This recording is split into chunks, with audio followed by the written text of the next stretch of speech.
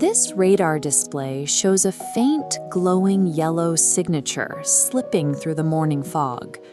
To a radar operator, it registers as a 50-foot wooden fishing boat moving slowly across the horizon. But as the fog lifts, it reveals a 15,000-ton, 600-foot-long guided missile destroyer bristling with 80 vertical launch cells. Stationed in hostile waters, a traditional cruiser is exposed. The ocean is completely flat, offering zero physical cover to break an enemy's line of sight. Because of their cluttered masts and jagged steel angles, traditional ships reflect radio waves directly back to enemy radar installations located hundreds of miles away. Once a ship is visible on radar, it can be targeted by a supersonic anti-ship missile traveling at Mach 3. At those speeds, survival depends entirely on automated defense systems reacting before the hull is breached.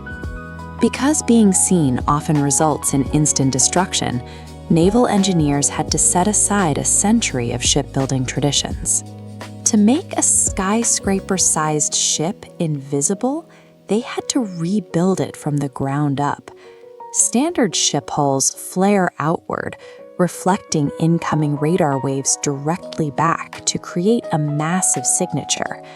The Zumwalt reverses this with an inward-angled tumble hull. These precise angles deflect radar waves up into the sky or down into the water.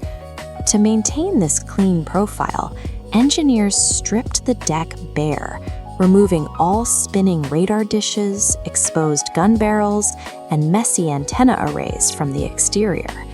Every sensor and communications dish is sealed inside this angled deckhouse, which is covered in classified radar-absorbent materials to further dampen its signature. These design choices mean that while the Zumwalt is 6,000 tons heavier than a standard destroyer, its radar cross-section is 50 times smaller, effectively making it appear no larger than a small fishing boat on an enemy screen. While stealth protects the ship from being found, engineers also had to address the fatal weak point found in traditional destroyers, the central missile magazine.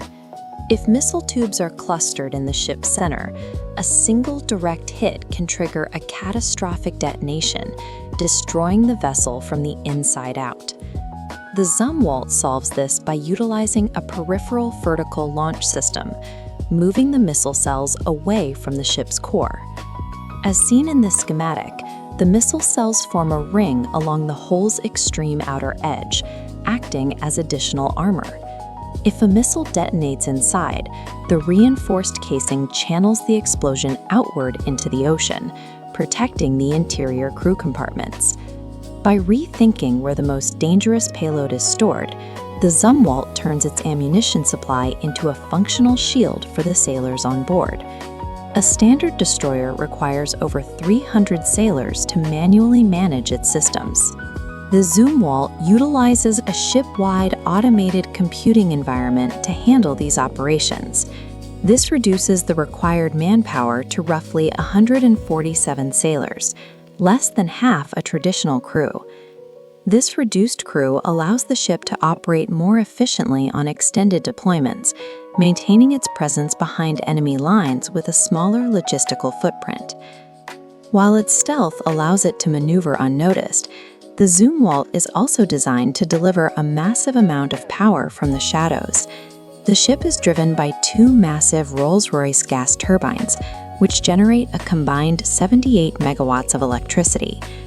To put that in perspective, 78 megawatts is enough to power a small city, and it provides the ship with a massive internal electrical grid. This power supply is designed to support next-generation technology, including hypersonic missiles and directed energy weapons like high-output lasers.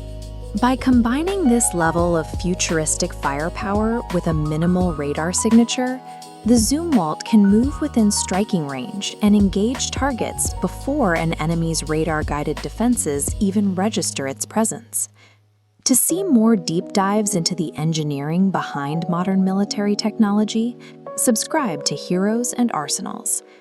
Next time, we're taking these stealth principles into the stratosphere to see how the F-22 Raptor uses its low radar cross-section and supercruise capabilities to dominate the airspace.